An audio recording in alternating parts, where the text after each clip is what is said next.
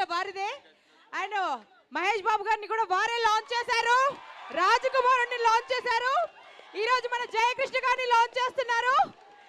So Ashwini Das మాట్లాడవలసిగా request చేస్తున్నాం.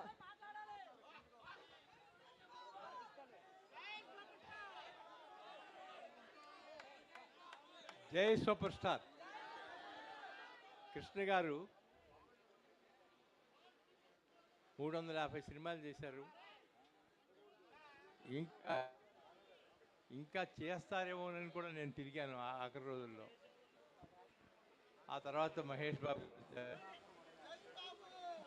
ఆయన ఎంత విజృంభించారో మీకు తెలుసు. ఇప్పుడు జయకృష్ణ